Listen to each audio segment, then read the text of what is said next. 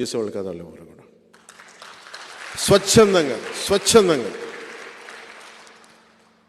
మాకేదో ఒక తపన, అందరికీ నలిగి ఏదో తపస్సు ఒక తపనతో వచ్చారు అందరూ.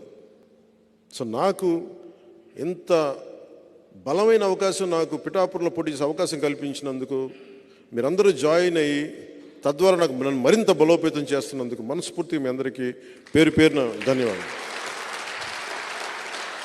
సో ఇందాక నేను చెప్తున్నట్టుగా నేను రెండు నిర్ణయించుకున్నాను. కేంద్ర నాయకత్వం అడిగితే, కేంద్ర నాయకత్వం రెండు అడిగారు నన్ను, నువ్వు ఎమ్మెల్యేగాను పోటీ చేయాలి, ఎంపీగాను పోటీ చేయాలని. నాకైతే ఎమ్మెల్యేగానే చేయాలని ఉంది. రాష్ట్రానికి ముందు పనిచేసి తర్వాత దేశం కోసం ఆలోచిస్తాను.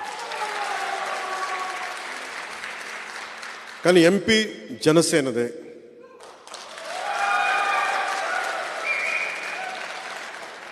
ఉదయ్ నా కోసం ఇంత త్యాగం చేశాడు కాబట్టి ఉదయ్ని ఎంపీ క్యాండిడేట్గా పంపిస్తాను.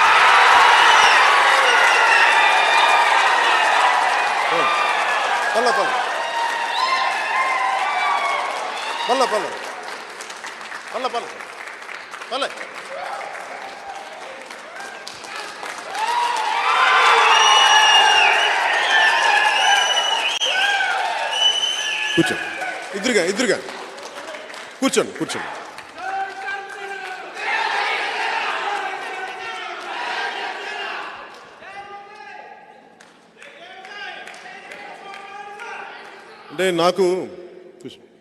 అంటే నాతోటి నన్ను వద్దనుకొని వెళ్ళిపోయిన వాళ్ళు తప్ప నేను ఎవరిని వద్దనుకోలేదు జీవితంలో ఇప్పుడు దాకా. ఒకసారి నా స్నేహం, నా ప్రేమ చూసిన తర్వాత నన్ను ఎవరికి వదలబోతే, మా మహేందర్ రెడ్డి గారు మన జనసేన పార్టీ వైస్ ప్రెసిడెంట్ అయినా, నేను పిఆర్పి నుంచి యూత్ వింగ్లో ఉండి ఆ రోజు నుంచి ఈ రోజు దాకా నేను ఓడిపోయినా ఏమైనా కింద పడ్డా మీద పడ్డా నా పక్కన ఉండిపోయాను.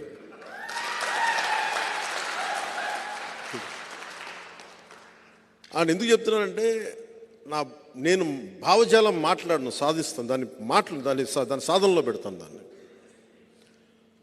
సో ఇది కాకినాడ పార్లమెంటు భారీ మెజారిటీతో గెలవాలి మనం. మేము ఉదయ్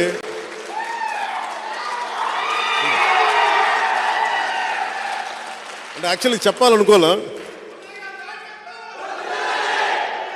అంటే ఉదయ్ లేదు మావాడు నాకు ఎసరు పెట్టవు కదా భవిష్యత్తులో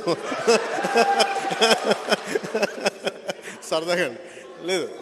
నాకు ఒక బ్రదర్ లాంటి తను, తమ్ముడు లాంటి నాకు. అందుకనే కదా పవన్ కళ్యాణ్ అయ్యాడు. ఏలే, ఇది ఎందుకు చెప్తున్నానంటే, ఆయన మాట్లాడితే కూర్చొని పాపం వైసీపీ తరపున ఎంపీ, ఆయన కూడా నాకు బాగా తెలుసు, సునీల్ గారు, వంగా గీత గారు, వీళ్ళందరూ మన ద్వారా వచ్చిన వాళ్ళే కదా.